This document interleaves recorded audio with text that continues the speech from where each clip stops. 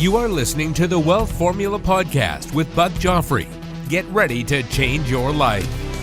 Welcome, everybody. This is Buck Joffrey with the Wealth Formula Podcast.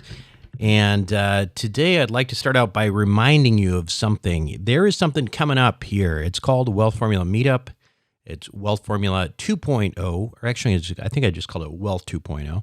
And it is happening in Dallas, Texas, the great state of Texas, this September 27th and 28th.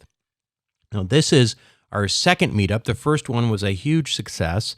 We've got great faculty again who are going to be doing some teaching. We're going to meet up on the 27th. Going to have some cocktails that evening, social get-together. The next day, we have a half day of lectures. Tom Wheelwright's going to fly out. We got Doug Ludmell. We've got Dave Steele. We've got a bunch of really interesting speakers and economists. And then we're going to do a real estate field trip across Dallas-Fort Worth, focusing on a number of the assets that we actually already have in Investor Club. If you are part of Investor Club, you are especially going to love this because you're going to see all of your money at work. So, and you're going to see it. You're going to see it in real time as we tour around on the bus and talk about them. Anyway, check it out, wealthformulaevents.com. And there's only 7 spots as of this recording, and I'm recording this, this is, I don't know, it's like the 18th or 19th of August or something like that. And so, it's less than a month away, 7 spots left. Don't miss out. And, my wife's actually going to come to this one. At least she says she is. So you get a chance to meet her as well. That alone is worth the price of admission, which is pretty darn cheap. It's basically just covering our costs, not quite covering our costs, but it's worth it to see you because these events are fantastic. And, the most exciting part about it is getting to be with the Wealth Formula community and seeing each other. Now, let's talk about today, this week, the last week. I mean, it seems to me that there is a lot of uncertainty in the air. Rocky stock market, tumbling down, concern for recession, tariffs. Trump's talking about, he's saying that the economy is rocking and rolling and that's the best economy ever, but he's also angry at the Fed for reducing or not reducing rates enough, and also is considering a tax cut on employment taxes. And so it seems to me that there is some uncertainty there, right? What's the truth? And the truth of the matter is that we're in the longest expansion of GDP in American history, and eventually it has to end. It doesn't have to end with a bang. It can just end in a whimper, and it can move on and move to the next cycle. And that's okay. That used to happen all the time. I remember in high school, hearing about recessions. I didn't even know what that meant, but I remember hearing about recessions, and they would say, that the Fed or whoever it was reported that we were in a recession for 2 months, and it ended about a month ago. It just seemed like life went on. I mean, we didn't. All of our neighbors didn't lose their jobs. It didn't look like there was no zombies in the street. It just seemed like life went on. But then 2008 happened, and all of a sudden we expect that kind of thing every time. But, listen, on the other hand, it's probably not a bad idea to sometimes think about the possibilities of something really bad happening. And these days, when that happens, when people get a little frightened, they don't invest, right? Which I don't think is a great idea because, frankly, what's the alternative? Keeping money in the bank? Why? Well, these days people think, whether they, think so consciously or subconsciously or whatever, that if you have your money in the bank, it is a guarantee, right? It is safe. It's bulletproof. Nobody can do anything to it. And you probably think this because you've never lived through the Great Depression, right? You've never seen anything but bank bailouts and smaller banks being gobbled up by the huge banks that are too big to fail, right?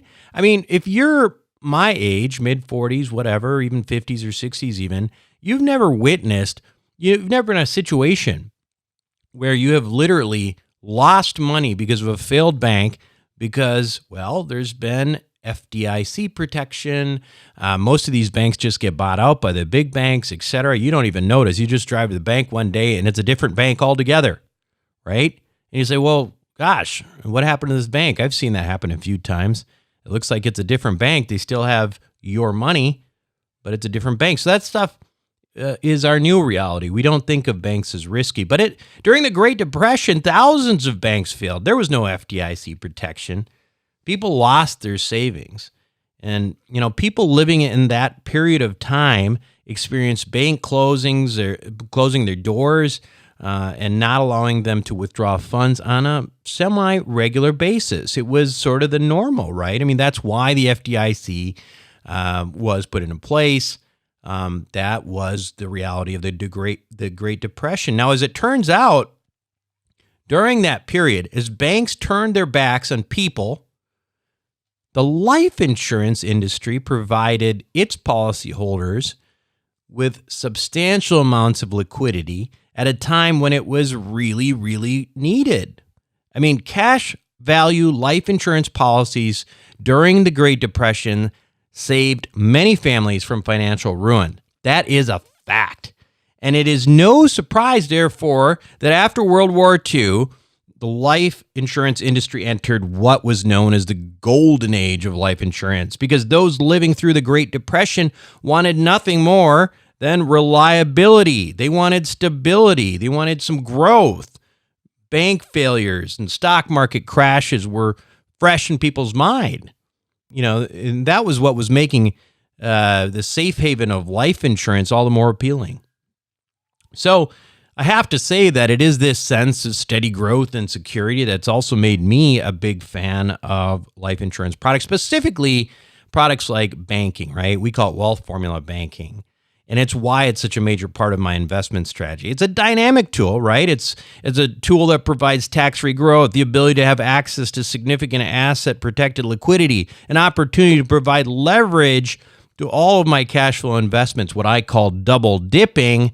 But all of this aside, it is also the single safest investment I have. That's my true belief on that.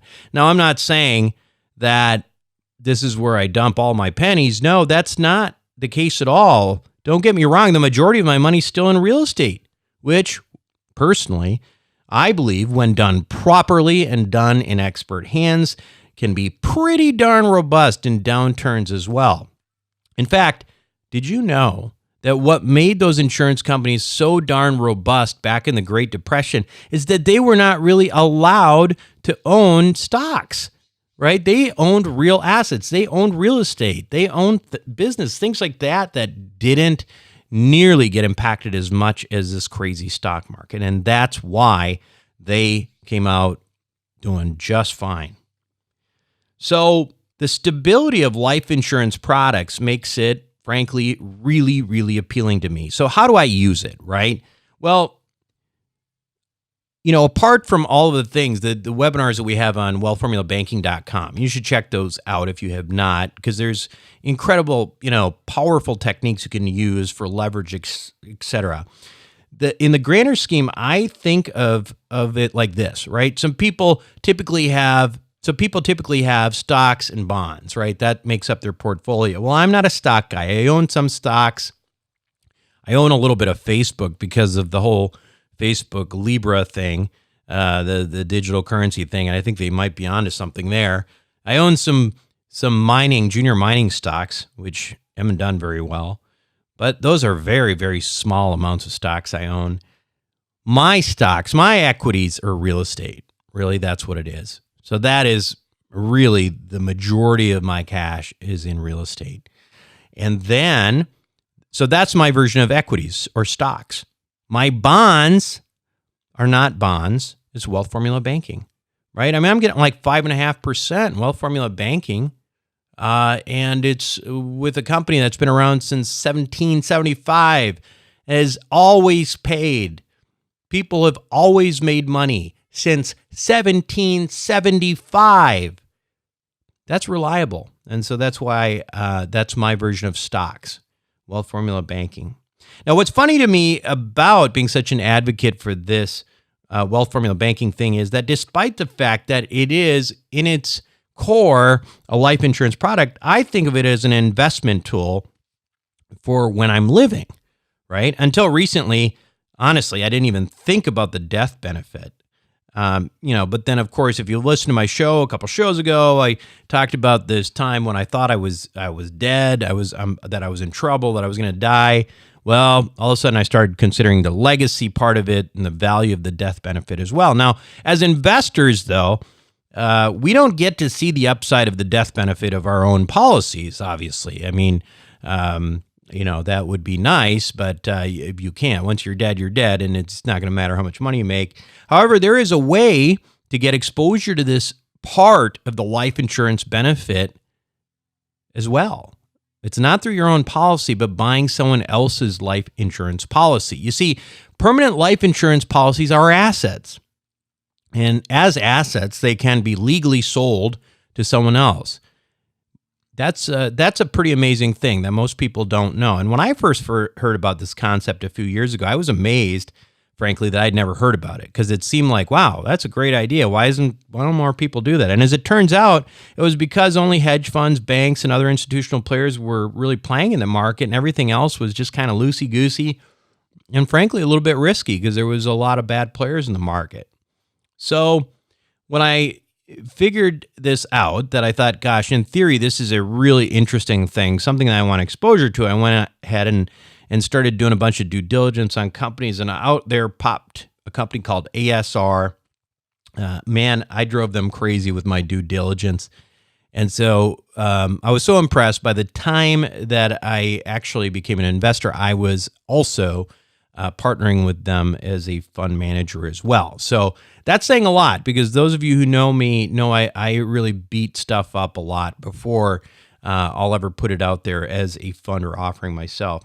Anyway, Tim Wright is the partner at ASR, and he's also a wealth of knowledge when it comes to life insurance products and their role throughout history and, frankly, in your portfolio possibly. And if you need some hedging in your portfolio, you are not going to want to miss this week's episode of Wealth Formula Podcast with Tim Wright right after these messages. Welcome back to the show, everyone. Today, my guest on Wealth Formula Podcast is Tim Wright. Tim is the Vice President and Senior Partner of ASR Alternative Investments. Of course, Tim's been on the show before talking about life settlements. Tim, welcome back to the show. Thanks, Buck. Thanks for having me back. Always a pleasure to be here. Yeah, it's great to have you. And, I think it's good timing in some respects to have you now because there seems to be so much uncertainty in the market. There's so many issues with regards to people being concerned about an oncoming recession and all these things. And it brought me to thinking about, again, what do people invest in times like these? And these days it seems like most people think of, life insurance as nothing more than just that, insurance for like when you die, right? But life insurance has had a very long history as an investment, and that's one of the things I wanted to talk to you about. In fact, going back to, the Depression and what surrounded that, people who survived through that period of time really were, jamming money into life insurance companies, life insurance policies, and cash, and really nothing else. And I wanted to see if you could kind of add some historical perspective to that, because I know that's, a big part of kind of your approach to the life settlement space. Yeah, Buck, and if you think back to the Depression, what was going on, there was certainly insurance companies have been around since the mid-1800s, and there was trust that was being built over time. But then it shifted when you had the American public was going out and buying homes. Where'd they get that money from? They got it from banks. So they really learned to trust banks. And 1933 was the biggest hit. I think 4,000 banks collapsed in 1933. But all in all, during the Great Depression, there were like 9,000 banks that closed. And I know we were really concerned about the Great Recession from 2007 to 2009-ish. Well, there was only 450 banks that closed during that time. So I think people got reprogrammed because the one place you could go and you could put your money with it and you could still withdraw were insurance companies, even during the Great Depression. Right. I mean, specifically because I think that, in the because the insurance companies did not have very much, as I understand it, exposure to the volatility of the stock market, et cetera. They were holding real assets like they are today. They generally did just fine. And so, of course, mentally, people who lost all their money in the banks, they didn't have the same faith in banks the way that that we might today, because we think, hey, gosh, the FDIC is out there to protect us, and of course, there's no way if I put money in a bank that it's guaranteed for me. So, so obviously, we've got people living through the Great Depression, and they had a good reason for all the reasons that you talked about. Trust in life insurance companies. I think through the Great Recession, for example, there was no insurance companies that went out of business. And so they had this trust in insurance companies probably more than banks. But how about today?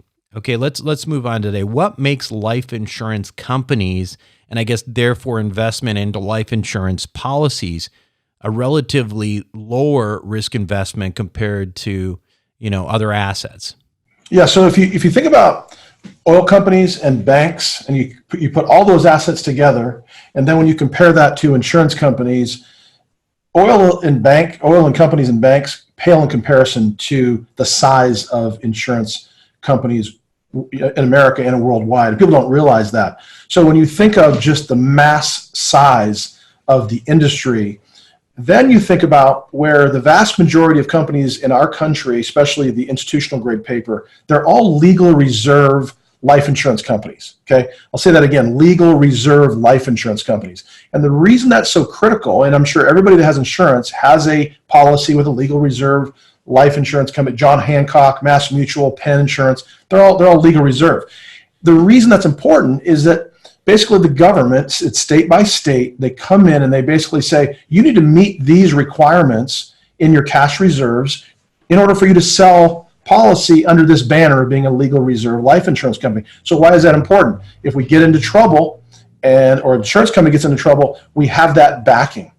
And when it comes to we're not there yet. When we're talking about buying life insurance policies, well, who is your partner in all of this? Well, the biggest partner who's backing it are the insurance companies themselves. So that speaks to the power of why life settlements, we're going to talk about it, is so great.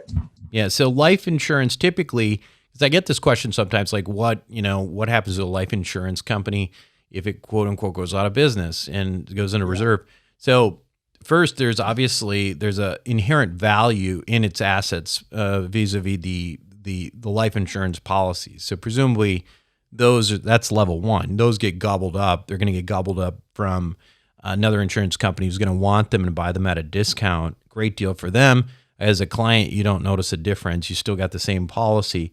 I guess the second the other thing that you were talking about in general is the incredible strength of these companies themselves. You take like Penn and Mass Mutual have been around since the 1870s and have been paying dividends out since the 1870s with no end to that. And then there's also reinsurance as well, right? And then after you get past all of these layers, there's this FDIC type layer that you're talking about. Is that correct? Yeah, it is. And if you think about, people have this confidence that, hey, I've got a bunch of money in my local bank and it's FDIC insured. And you know what? For the most part, unless something really crazy happens, that $250,000 of coverage will be there. But what if you have $500 or $1 million in your bank account? Well, that's not covered. So that's I think people underestimate the power of insurance, because if I have, let's say I do have a policy and I have $1 million of cash value in there, well, guess what? That's all going to be picked up. If there was an issue with the insurance company, there would be a merger. That company would come in and, like you said, gobble up all those policies, because here's the real fact about insurance companies. They cannot afford bad press. If there were 4 or 5 insurance companies, let's say big names, that went out of business this year, well, how much insurance would be sold just based on the fact that those companies went out of business? It would be a lot less. I don't know how much, but you and everybody else, myself, would have less confidence in it. So if there's a struggling company, it's going to get gobbled up because those policies need to pay off as people pass away. That's critical. So, and as a corollary to that, the other thing that I hear about sometimes, especially in discussions of life settlements, we'll get into, but also in terms of insurance policies, when they buy insurance policies, right, and invest in insurance policies. We do a lot of, within our community, our network, we do a lot of cash flow banking. We call it wealth formula banking. And it's, it's something that we generally benefit for while we're living, but there is a whole death benefit, of course, where these things were initially designed for in the first place. That as an investor, you may not be thinking about, but is important to your family when you plan for this kind of thing. People sometimes, when they are thinking about that and are first buying it, especially in the life settlement space, they say, well, what happens if the insurance company won't pay the death benefit? What if they find out that there's some circumstance that makes it so, they don't pay? How common is that in reality? And, what are the circumstances of that, in your perspective? Well, it's extremely rare, and it's due to two words: contestability period. Those two words are critical in a payout of a policy, because the contestability period in America is 2 years. The insurance company has 2 years to find faults, to find fraud, to find issues that would cause them to basically decline a payout of some kind. When the critical aspect of, there's a number of them, but the one big one that's first and foremost, when you're buying a life insurance policy from somebody else, it's got to be beyond the contestability period. Because there are case law in this country today, and not that we're out buying fraudulent policies, far from it, but there have been, there's bad actors in every industry, we know that have gone out, sold a fraudulent policy, the insurance company didn't catch it for 3 years, the person died, and guess what? They filed the claim. Well, they denied the claim initially, they go to court, and the court says, no, Mr. Insurance Company guy, you needed to figure that out in 2 years, therefore you're going to pay the death claim. So there's case law in extreme situations, but the real piece is just make sure that you're buying it beyond the contestability period. So let's move on, because now we're specifically talking about life settlements. And as I've said before, I'm a big proponent of overfunded permanent life insurance as an investment strategy. We've done several webinars and podcasts on that. We call it wealth formula banking. However, there is this other way that you're talking about, and I want to dive into that a little bit more in a more granular fashion, which is to get exposure to life insurance policies, these incredibly stable assets that have got there's nothing with a better track record over the last 100 years or more, 150 years. But to get exposure to that super stable asset class, but not benefit from just the cash value, but the death benefit, right? The part that you usually don't see if you're buying these things for the purpose of investment. So tell us kind of exactly how that works. What exactly is a life settlement? And, what makes it, is this legal? That's the other question people get. What makes this all possible? Where did it come from? So one of the reasons that I personally have invested in this, and all of the partners here at ASR have, is that it's really simple. It's easy to understand. There's not a lot of moving parts. And when you think about all the different complexities on Wall Street today, you could have 15 different products just based on mortgages. I mean, it's really, really complex. Life settlement's pretty easy. What is it? It's the sale of an existing life insurance policy. Say Bob here is 83 years old. He doesn't need or want or can't afford his policy anymore. So he goes to his CPA or his financial planner and he says, Bob, why do you have this? It's costing you $30,000 a year. You don't need it anymore. Let's go to market with it. And Bob says, I didn't even know you could do that.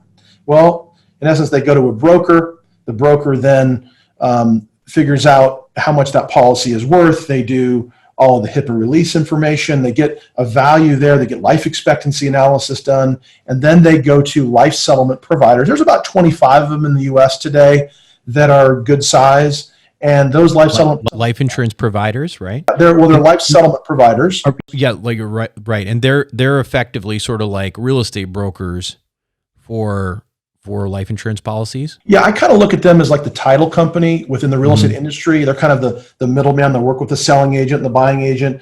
They're doing all the financial underwriting. So they play a really critical role. They're licensed with the state in which they operate in. It's a really important, I'm saying another way, you would never buy a policy without going through a licensed life settlement provider. That would be a dangerous thing to do. And curiously, like you say that, but I have actually met people who have done that and have gotten totally burned. And what's happened in those situations, I remember talking to a doctor in my investor club who was talking about how he bought two life insurance policies from a guy who was selling them, who was basically brokering them. Like like he was just going out and finding people, according to him, who wanted to sell, and he'd sell them to doctors who are usually a great target for stupidity.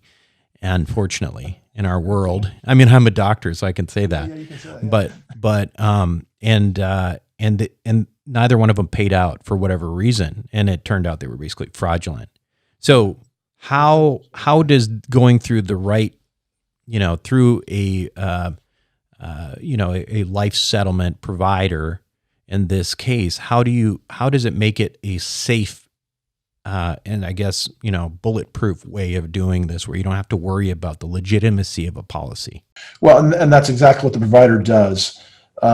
If you were to buy a house, if you sold me your house, as well as I know you and I trust you, we're still going to go through a title company, right? We're still going to get the title insurance. We're going to make sure there's no liens, there's no encumbrances. We're going to do all that because that's what the title company does.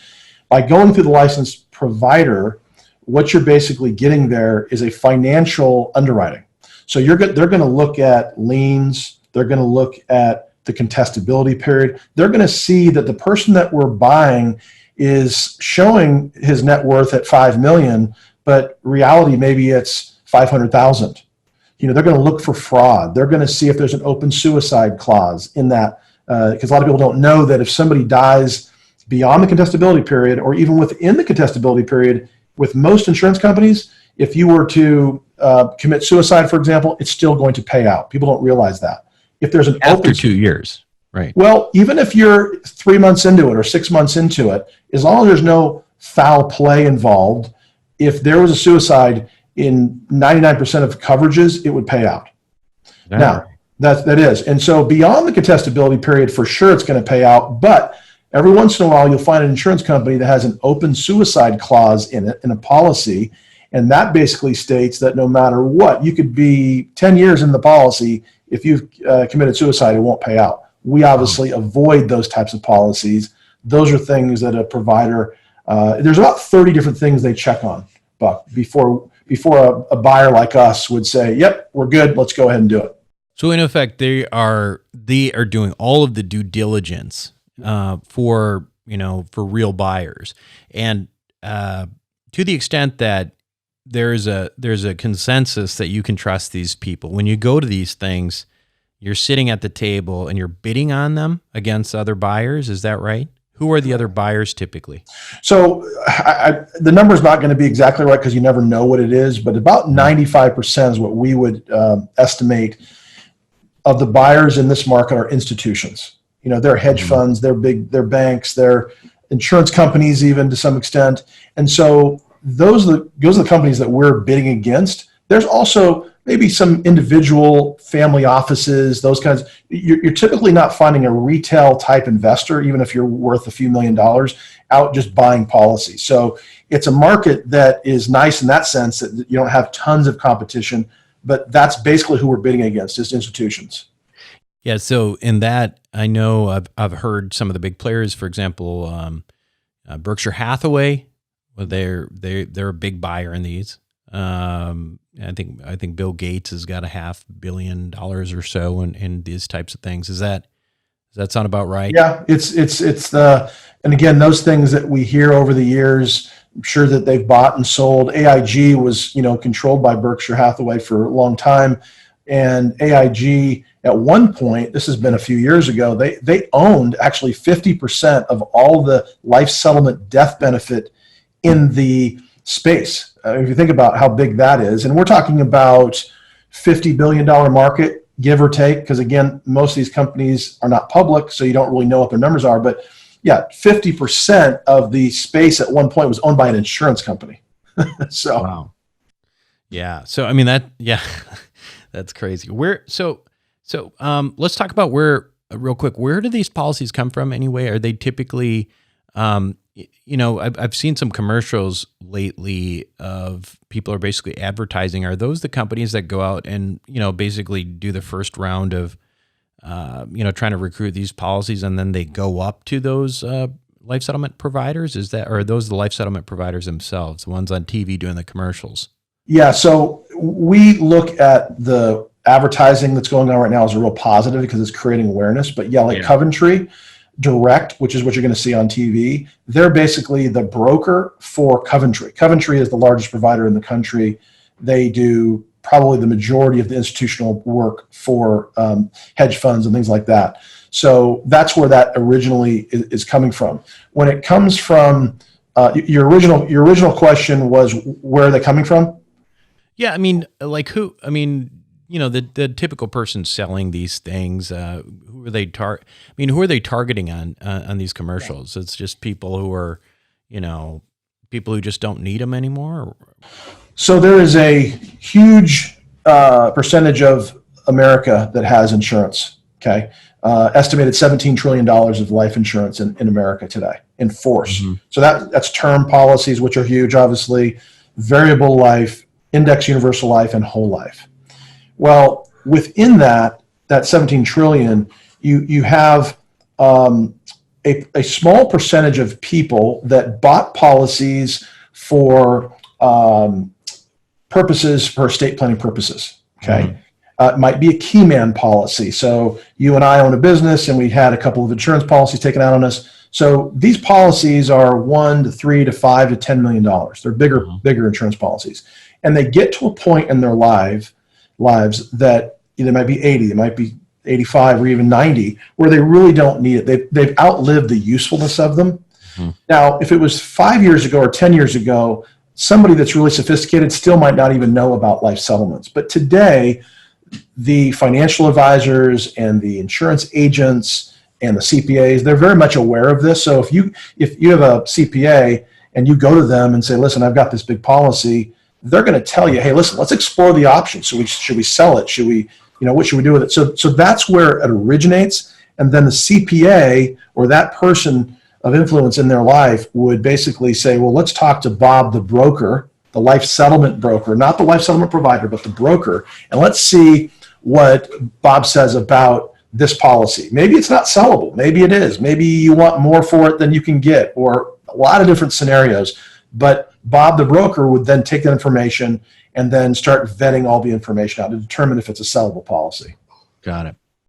All right. So let's talk a little bit specifically about ASR and sort of, first of all, how did ASR is we work with you guys, but in terms of your history, did you start with just life settlements? Did you start with other things? So in 2005, we started, this is our 14th, 15th year of business. We started with our two founders, Rich DiPaolo and Joe Barkate, both Air Force Academy grads. They were both airline pilots. It's funny how things kind of come together, but they were furloughed back in the early 1990s. So they both started a second career. One was in mortgage business. One was an attorney. And they met each other back in about 2004. And Joe, who was an attorney, he was an estate planning attorney. And so he had clients coming to him. And one client came to him with life settlements, believe it or not. And it was in a different form at the time, and that form's long gone, but it intrigued him enough to go, let me look into this. Let me dive into what this asset class is. He got excited about it, ran into his friend Rich, and said, we need to talk.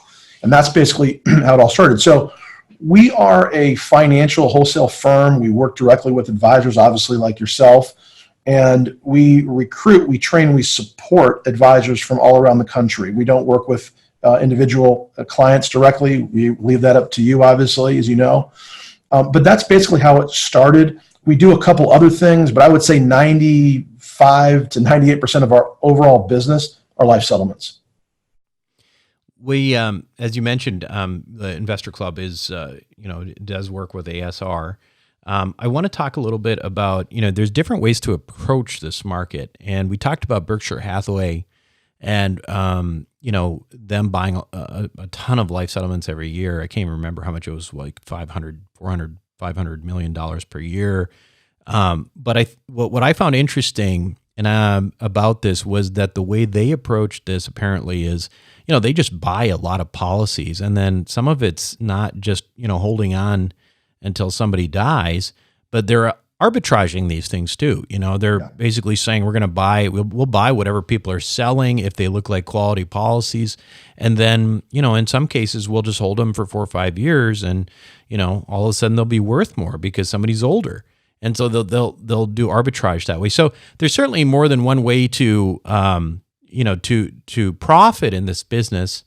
What is ASR's approach? I mean, in terms of a buy box, and what's the theory behind it? Yeah, it's a great question. So there's primary purchases and there's secondary purchases. It's called tertiary purchases. And we don't discriminate. If there's a good deal on the primary side or the tertiary, we'll purchase either side. But in terms of the buy box, we are very particular. Maybe it comes from our background of the Air Force Academy with Rich and Joe, but we're very conservative in pretty much everything that we do. For example, you could find some companies out there that maybe are institutional buyers. They want to buy a 70-year-old with stage 4 cancer and take that risk that plays out for them and they make a profit. We're in a different position, mainly because we're working with your client's money. So our buy box is much more conservative. We want an average age of 85. Okay. Mm-hmm. That might be 80, might be 90. We've got them all, but 85 is kind of our average. The life expectancy, which is done by outside companies. We're not doctors. We don't claim to be doctors. We use actuarials. There's companies like 21st and ABS that are really good at what they do. So that life expectancy always comes back in months. We want to see roughly an average of 60 months or so. Okay, we have some that are longer, we have some that are shorter, but average 60. We want U.S. or Canadian citizens that have their policy originating here in the United States. We will only buy institutional grade paper, so A and above. We're not going to buy C paper because then you run the risk of what we talked about earlier. And we've never had an issue with a policy not paying off. So that's partially or probably solely due to the fact that we're buying the best paper that you can buy out there. I mean, these are companies like AXA and John Hancock and Mass Mutual. I mean, if you looked at our portfolio of policies, that's who we buy. We're not buying, like I said, C paper. So that gives you an idea.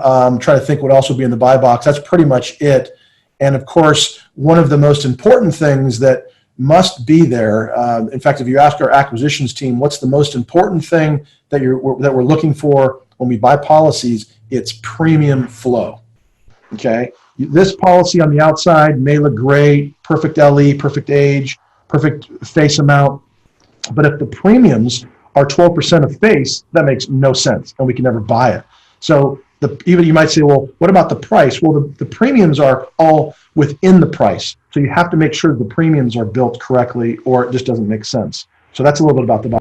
Yeah, and that brings up a good point because you're buying an asset, but you still have to pay the premium here. Right. So that's got to be part of the equation. So even if somebody's buying an individual policy from somebody else, I mean, if you stop paying, well, and you're going to be in trouble. So just like your own policy. When you're designing a fund, how do you make sure that you don't run out of money, so to speak, and all of a sudden not have enough money to pay premiums? How do you do that? Well, I'll tell you the aggressive way, and I'll tell you the way we do it, because we've seen this done, and it's not a good scenario. If we were to buy policies, and let's say as part of the acquisition cost, only build in 1 year of premiums, well, on the second year, because I just mentioned life expectancy is 5 years, right? Doesn't mean they're all going to go in 5 years, but you could have some go early and some go long. But by year 2 in that scenario, you're going back to all of your clients and collecting the next year of premium by way of a capital call. That's not good. We have never done that, and we don't plan on doing that. That's not good. So what we do is we take an opposite approach. We say, listen, let's be conservative and let's build in 4, 5, even 6 years of premiums within the policy acquisition. So we're not having to go back to your clients for a capital call. Then what we do is when policies mature, that's our fancy way of saying somebody passing away, as you know, when somebody passes away and there's a death claim, and let's say it's a $3 million death benefit that gets paid out.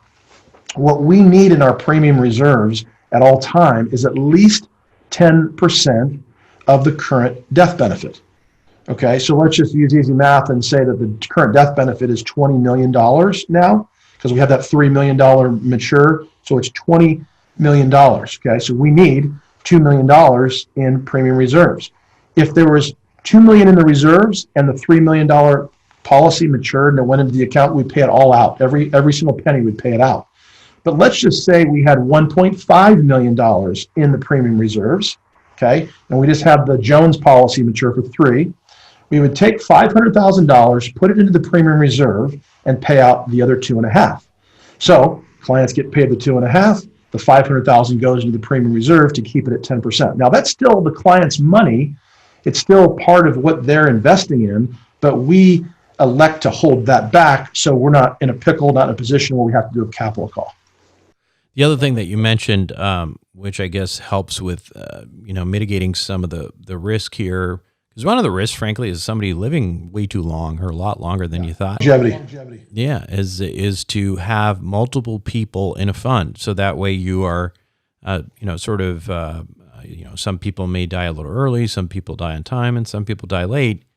Is that typically kind of at the, what's the pattern on these things? I mean, if you have like 7 people in this, is that kind of what you see? I mean, I know it's even hard to predict that kind of thing, right? But is that kind of what you're seeing?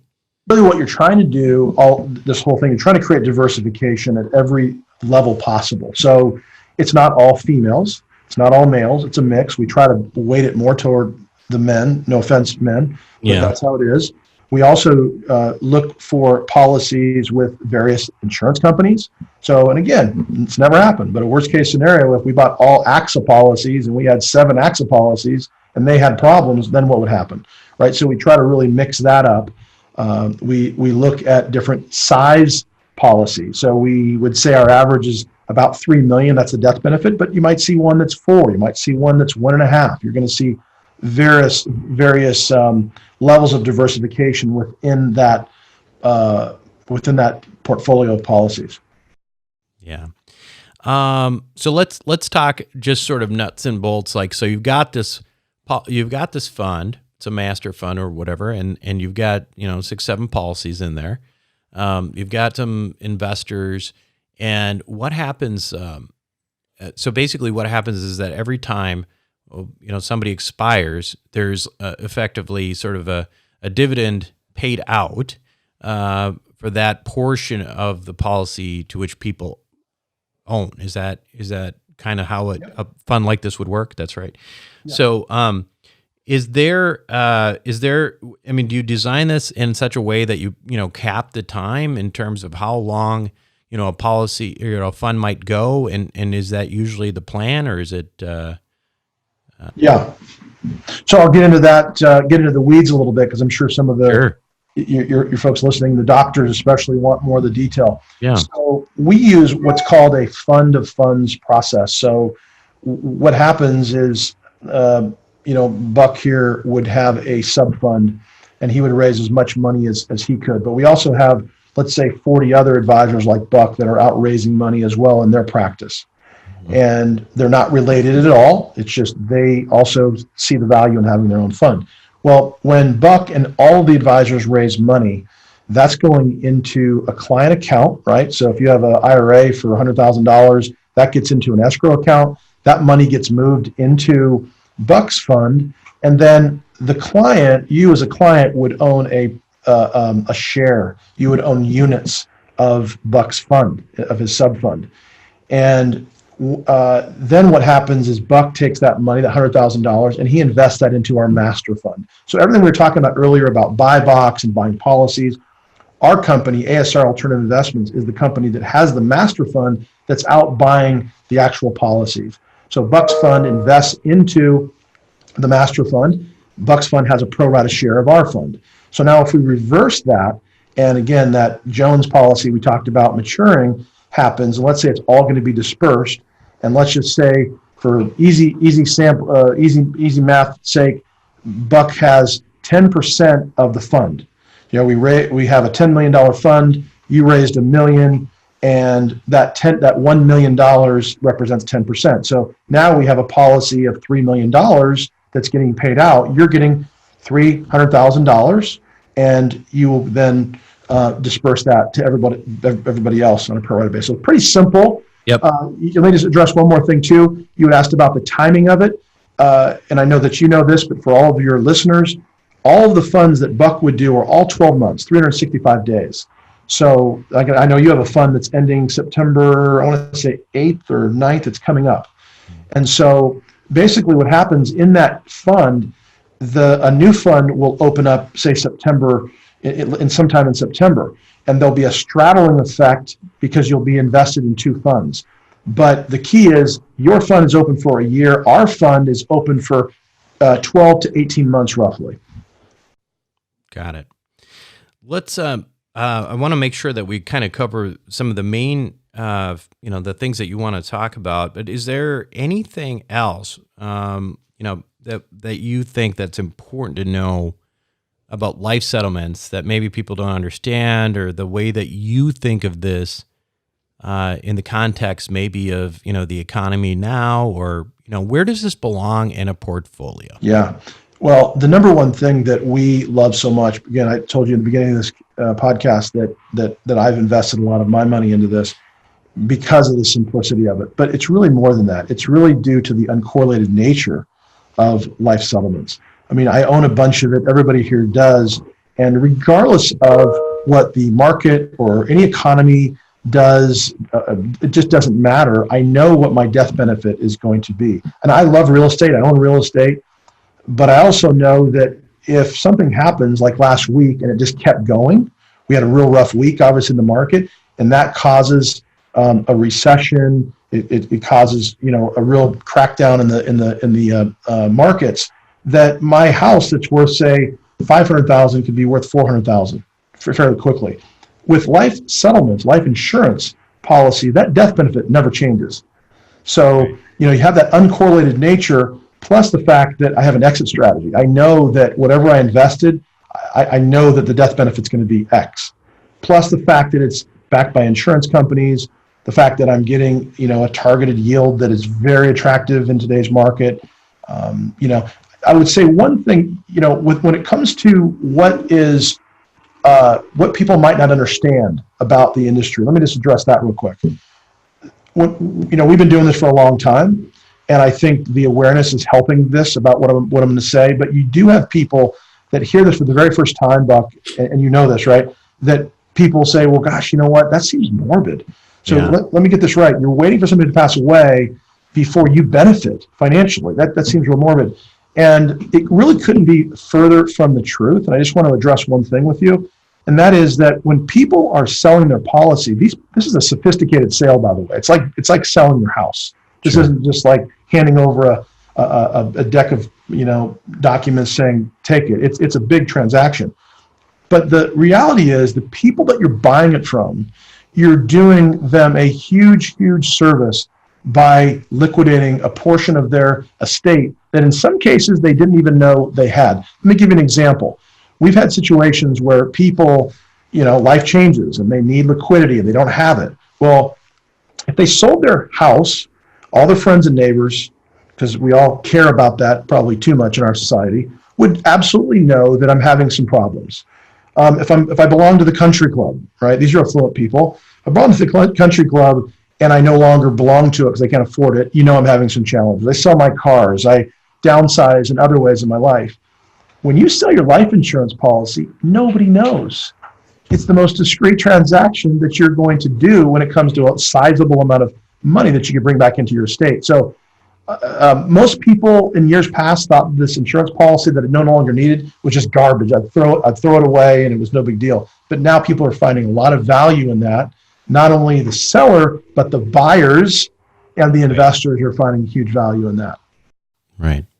Yeah, all in all, I think if you look at the statistics, I mean, the reason why these insurance companies make money hand over fist is because, in part, I mean, they don't pay out very much, right? I mean, not that they won't pay out on something that's actually that they're supposed to pay out, but there's a lot of people who just let these things expire. I mean, and I think some of the crazy statistic on that, it's something like 60%. That's actually much higher than that even. Yeah. I mean, if I could just say one thing there too, Buck, that I think everybody will find interesting. When you think about, because people will say, well, gosh, isn't this going to like decimate the insurance industry? Well, first of all, it's been around for 30 years and it hasn't yet. But the thing about it is, the insurance industry is $17 trillion. This industry, life settlements, is about $50 billion. Okay, so that's like 0.3% of the in total policies in force that are affected by life settlements. And yes, when bought right, they are going to pay off, and the insurance companies will pay. But it's not like it's 10 or 20 or 30% of the industry. It's a very, very small, to cream off the top a little bit. The insurance companies are still going to do just fine.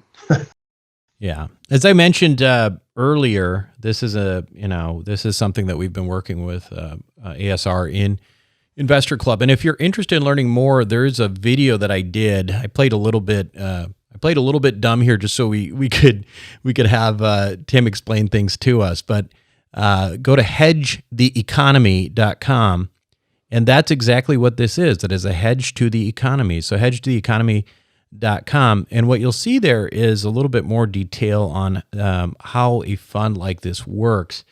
Tim, is there anything else you'd like to say before we go? We've covered a lot of ground.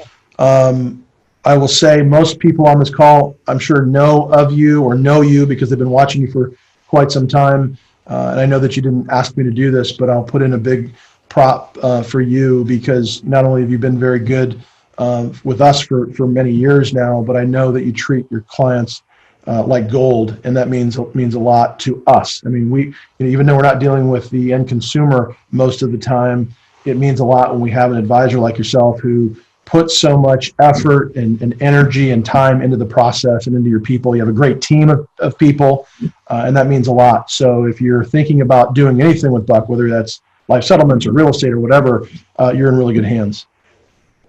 That's very nice of you to say, Tim. And thanks for joining me and giving people all this insight on this pretty exciting asset class. You're welcome. My pleasure. Thank you. We'll be right back.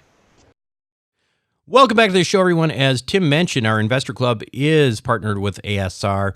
If you want to learn a little bit more about investing in life settlements, what that looks like, you can certainly go to hedgetheeconomy.com. It's a webinar I put up there that explains it in a much more theoretical, like what this kind of thing looks like in the sense of a fund, and how an investment would look like. Basically, it's kind of fun, even if you're not interested, especially if you're a physician, because as we go through some policies, people are real sick, and you'd be pretty amazed at how these things get rated. You'd think somebody was going to die in about 30 seconds based on what you see, and then you'll see that they give them like 5 years to live. So anyway, check that out. It's hedgetheeconomy.com. And if you want to, invest in this type of thing, and you have to be an accredited investor. Of course, accredited investor is something that you are or you are not. It's not something that you have to apply for. It basically just means you make $200,000 a year, $300,000 if filing jointly, or have a net worth of $1 million outside of your personal residence. If you are one, make sure to join the Wealth Formula Investor Club at wealthformula.com. Finally, I just want to remind you one more time, I really want to see as many of you as possible out there in Dallas, September 27th, 28th. And now you can meet my wife as well, as she will be out there with me. Check that out, this meetup event for Wealth Formula, Wealth 2.0, and go check that out at wealthformulaevents.com. That's it for me this week. This is Buck Joffrey signing off.